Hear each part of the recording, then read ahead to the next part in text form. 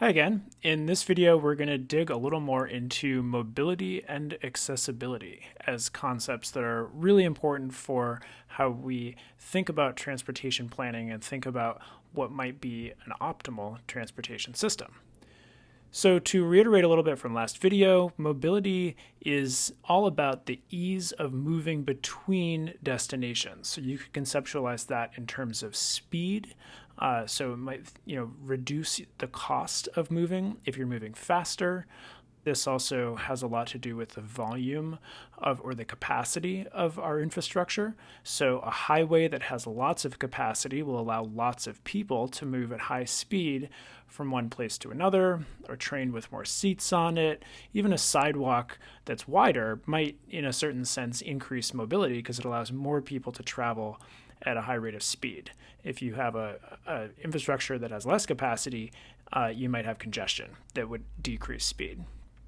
And then accessibility, by contrast, is about the ease of reaching destinations, really by virtue of where those destinations are, maybe how many destinations are available to you, and how the transportation system links up with those destinations. So accessibility has really a lot to do not only with transportation systems, but also with land use. How land uses and urban development patterns are designed in conjunction with transportation systems so that you have different destination options. Maybe you have, multiple grocery stores in different directions. So grocery shopping might be highly accessible. And also how those destinations are linked with you. Perhaps there are lots of different ways of getting to each of those grocery stores, so that would promote accessibility. So which one of these two is more important? And, can we basically just do both, or do we have to make a choice? And this is a question that has been really important and difficult to answer for transportation planners for quite some time. So usually mobility and accessibility are described as standing somewhat in contrast with one another. It might be difficult to have both mobility and accessibility at the same time. There's somewhat of a compromise between the two. And this is demonstrated by this really simple graphic, almost simplistic graphic that comes from the Federal Highway Administration that describes what we call different functional classes in highways. These are terms that get slung around a lot: arterials, collectors, and locals. Arterials are streets that are designed for really mostly for moving cars. They're designed to handle large volumes of cars going at relatively fast speeds. And arguably, these are infrastructures that really prioritize mobility. They're all about moving lots of vehicles very fast. And then on the opposite end of that, you have streets that are here called local streets that are primarily designed for land access. They are about giving access to driveways. So every lot that might line one of these streets might have a driveway or another way of accessing, maybe a door or steps that open straight out onto the street. Whereas that might be more difficult to accommodate in an arterial setting where you're really trying to restrict access. Places where you do try to compromise and have both, for example, a collector street, which is sort of an awkward middle ground between the two. It might have some, driveways that give access to land uses, but it might also try to be fast. That might actually be really difficult to engineer and make work effectively.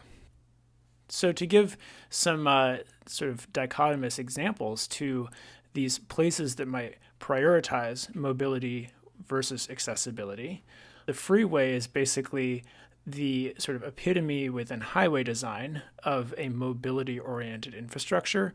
There are exits that are spaced maybe a mile or more apart in order to minimize any sort of conflicts coming from the side, try to keep traffic moving as fast as possible and large volumes of it.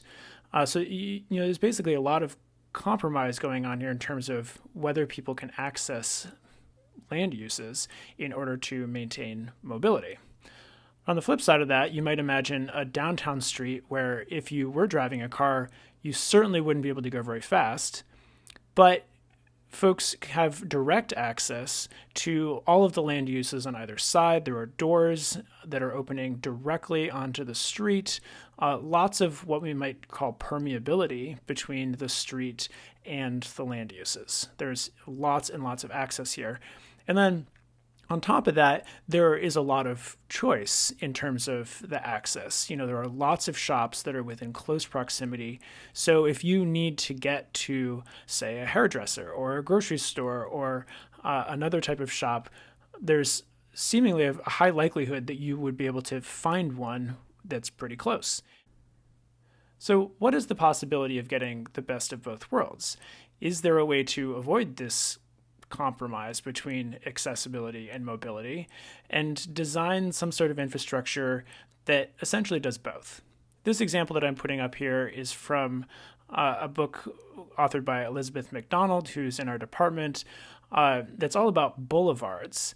And it suggests that the boulevard street design, where you have this sort of central area that might accommodate a fair amount of traffic, that allows for mobility, versus these side aisles that are separated by medians.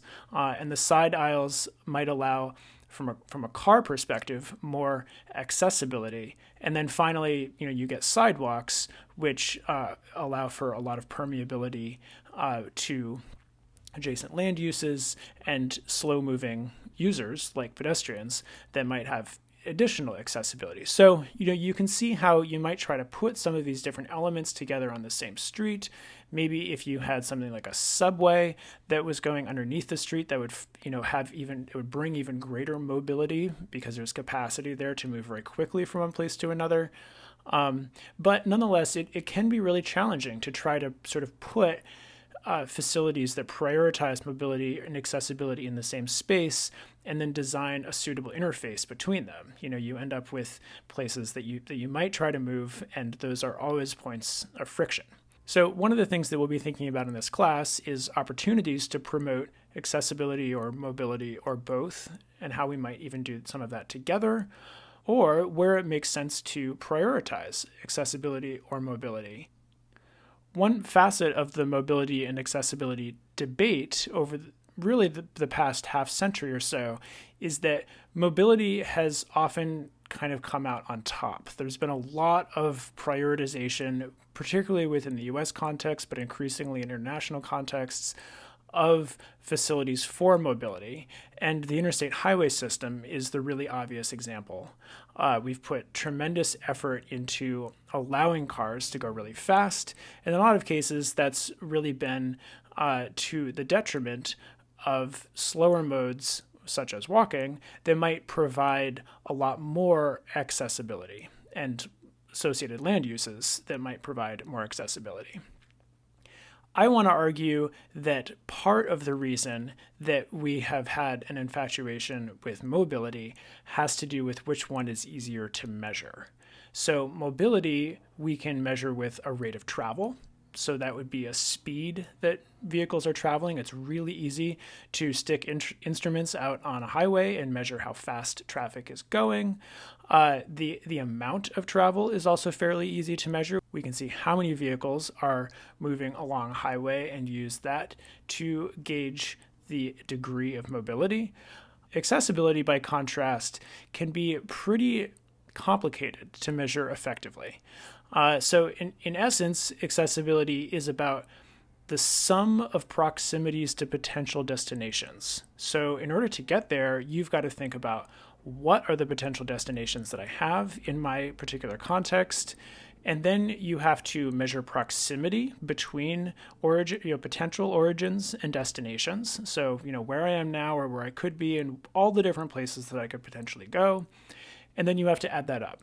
And only within the last decade or two have computational tools that allow agencies and planners to measure accessibility really easily become available. And, even so, there are substantial limitations in terms of data, and you need people who have a fair amount of sophistication to run these models.